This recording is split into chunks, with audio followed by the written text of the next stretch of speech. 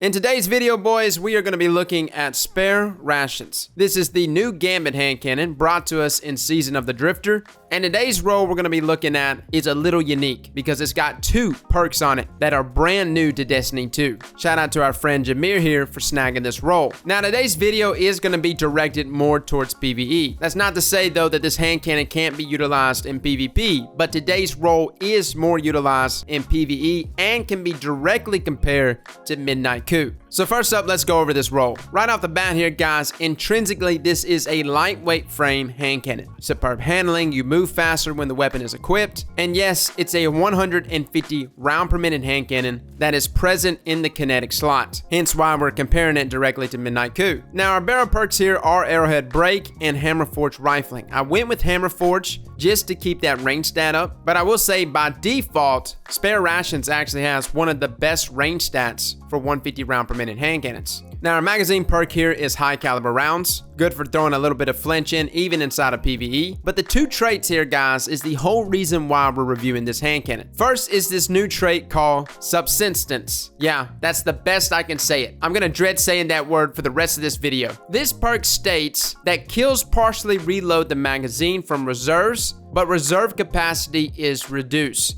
Now, from my understanding, I think it actually loads 2 rounds directly from reserves after landing a kill, which makes this a great trait for killing trash ads, as you never have to reload. But it does reduce that reserve capacity greatly. I mean, really cuts it down. Like, I know the nomenclature here states that it's just like a small reduction. Nah, that's bullcrap. Like, it cuts it down by like 60%. So be prepared to have some reserve perks on hand. Now, moving on to the final trait, Swashbuckler. This weapon gains increased damage from melee kills and kills with this weapon.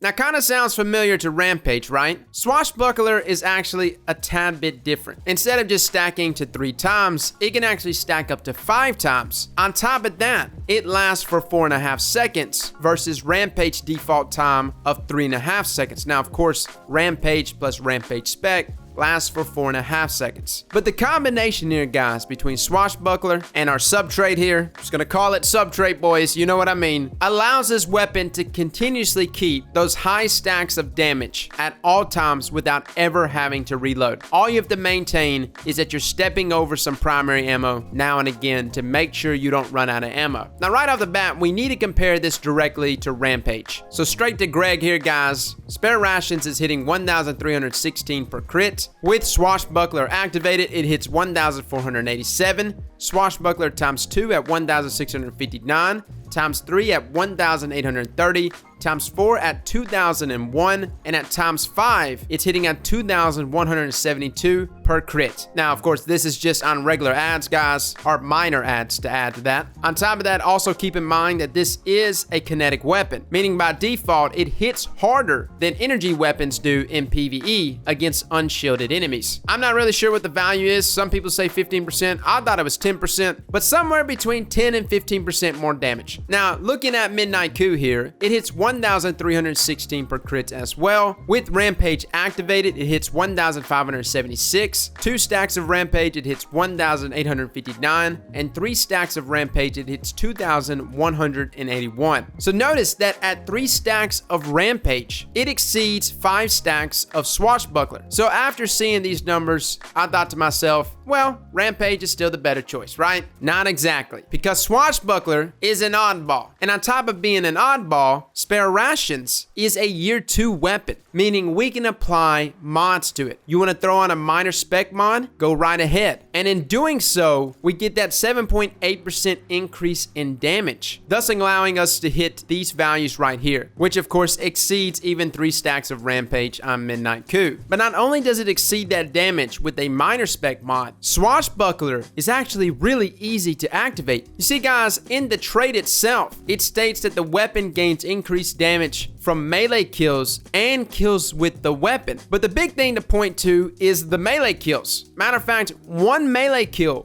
while wielding the weapon results in us automatically getting 5 stacks of Swashbuckler. So you're inside of a strike, there's only like a couple ads in front of you, including a major. Simply getting a melee kill on any of those ads results in you now having 5 stacks of Swashbuckler at full max damage, which then can allow you to start taking out the rest of the ads as well as the major in front of you. And I actually went the opposite route. I took off minor spec and went with major spec instead, since I was kind of like relying on my melees to proc the 5 stacks of Swashbuckler. So then the rest of my time was just focusing on gunning down majors. So overall, guys, spare rations, if you've been missing 150 round per minute hand cannons, is the perfect hand cannon to replace Midnight Coup. I know there's still a lot of people that use Midnight, even here in year 2, but this is an excellent hand cannon considering the various different roles that you can get. Now, in terms of PvP, I really want to get a better role for PvP. Like most 150 round per minute hand cannons, they hit 68 per crit and 43 per body. And they have a decent time to kill at 0.8 seconds, but it does require 3 crits, and you gotta be on the money, man. But with something like Swashbuckler, it really turns this hand cannon into a monster. At Swashbuckler times 5, this hand cannon hits 90 per crit and 56 per body. Now, of course, Swashbuckler by itself is only hitting 72 per crit and 45 per body.